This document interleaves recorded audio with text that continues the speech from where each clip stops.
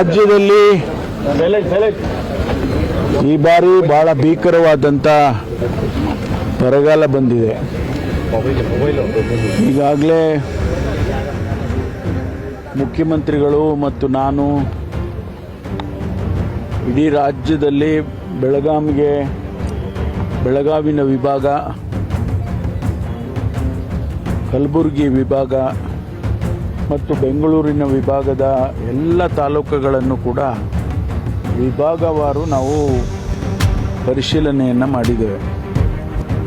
ಎಲ್ಲಿಯೂ ಕೂಡ ಇಡೀ ರಾಜ್ಯದಲ್ಲಿ ಎಲ್ಲಿಯೂ ಕೂಡ ಸಮರ್ಪಕವಾಗಿ ಮಳೆಯಾಗಿ ಬೆಳೆ ಆಗ್ತಾ ಇರ್ತಕ್ಕಂಥ ಸೂಚನೆಗಳು ಎಲ್ಲೂ ಇಲ್ಲ.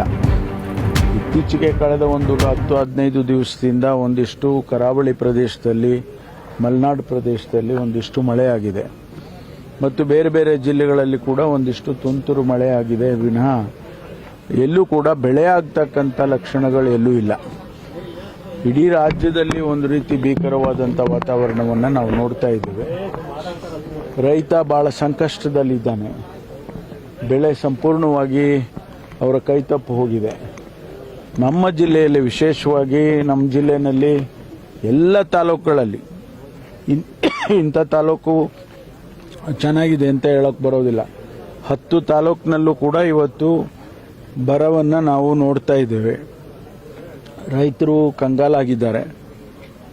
ಎಷ್ಟರ ಮಟ್ಟಿಗೆ ಅಂದರೆ ಕುಡಿಯೋ ನೀರಿಗೆ ಸಮಸ್ಯೆಗಳು ಆಗ್ತಾ ಇರ್ತಕ್ಕಂಥದ್ದನ್ನು ಕೂಡ ನಾವು ನೋಡ್ತಾ ಇದ್ದೀವಿ. ಇಂಥ ಸಂದರ್ಭದಲ್ಲಿ ಸರ್ಕಾರ ಅವರ ನೆರವಿಗೆ ಹೋಗಬೇಕು ಅಂತಕ್ಕಂಥ ದೃಷ್ಟಿಯಿಂದ ಈಗಾಗಲೇ ಅನೇಕ ಕ್ರಮಗಳನ್ನು ನಾವು ತಗೊಂಡಿದ್ದೇವೆ. ಅದು ಸಾಕಾಗಲ್ಲ, ಸಾಲದು.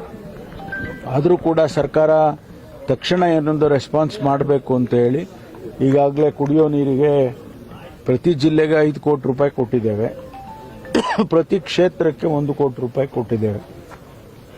ಅಂದರೆ ವಿಧಾನಸಭಾ ಕ್ಷೇತ್ರಕ್ಕೆ ಒಂದಿಷ್ಟು ಸಮಸ್ಯೆಗಳು ಬಂದಂಥ ಸಂದರ್ಭದಲ್ಲಿ ನೀರಿದ್ರೆ ಕೊಡಪ್ಪ,